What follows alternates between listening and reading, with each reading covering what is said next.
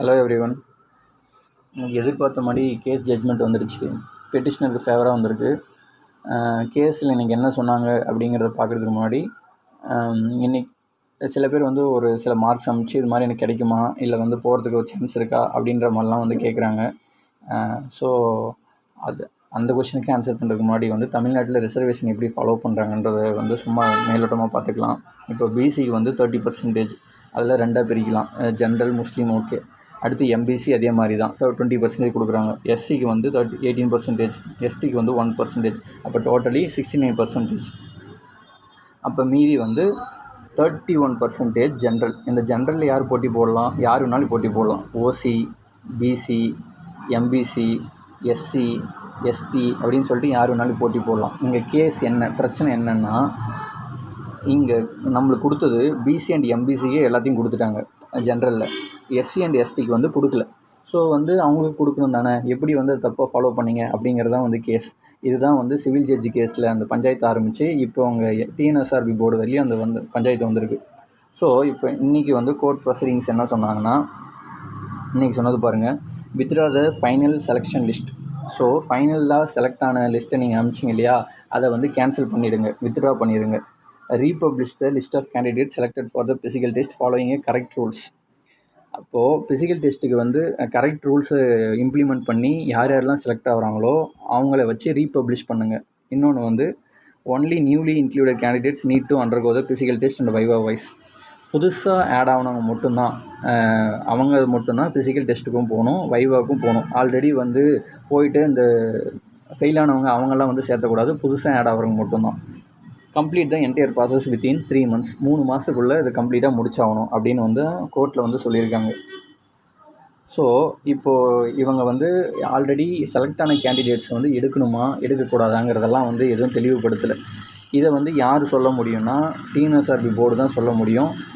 But மெஜாரிட்டியான peoples இது வரைக்கும் நான் விசாரித்து கேட்ட வரைக்குமே அவங்க என்ன சொல்கிறாங்கன்னா, ஆல்ரெடி செலக்ட் ஆனவங்களுக்கு வந்து எந்த வாய்ப்பும் பறி போகாது, எக்ஸ்ட்ராவாக இன்க்ளூட் தான் வந்து பண்ணுவாங்க அப்படின்ற மாதிரி தான் சொல்கிறாங்க. ஸோ அது வந்து நம்ம 100% சொல்லிட முடியாது, போர்டு கையில் தான் இருக்குது. மேபி அப்படி வந்தால் சந்தோஷம். சரி, இப்போ வந்து இவ்வளோ ஒரு சம்திங் வந்து மார்க் அமைச்சிட்டு இது எனக்கு கிடைக்குமா கிடைக்காதாங்கிறது வந்து யாராலையுமே சொல்ல முடியாது. அது வந்து ஃபுல்லாக வந்து அந்த ரிசர்வேஷன் சிஸ்டத்தெல்லாம் வந்து அவங்க போட்டு யார் யார் எத்தனை எஸ்சி எஸ்டி கேண்டிடேட்ஸ் வந்து நல்ல மார்க் வாங்கினாங்க அதெல்லாம் வந்து கம்பேர் பண்ணி தான் வந்து சொல்ல முடியும். இப்போது சப்போஸ் வந்து ஃபஸ்ட்டு வந்து ரிட்டனில், அதாவது ஃபிசிக்கல் செலக்ட் ஆகும்போது இதில் நியர்லி பார்த்திங்கன்னா 2600+ கேண்டிடேட்ஸை வந்து ஃபிசிக்கலுக்காக வந்து செலக்ட் பண்ணாங்க. ஸோ இப்போது இதில் வந்து எத்தனை எஸ்சி எஸ்டி பீப்புள்ஸ் வந்து ஒரு அதாவது நல்ல மார்க் எடுத்து ஜென்ரலில் வராமல் போனாங்கன்றதை வந்து நம்மளுக்கு தெரியாது. ஸோ வந்து அது ஃபுல்லாக வந்து ரோஸ்டர் வைஸ்லாம் போட்டு பார்த்தா தான் வந்து அதை வந்து நம்மளால் சொல்ல முடியும். சும்மா குத்தாமதிப்போ எதுவும் சொல்லிட முடியாது. சரி, சும்மா வச்சுக்கோங்க.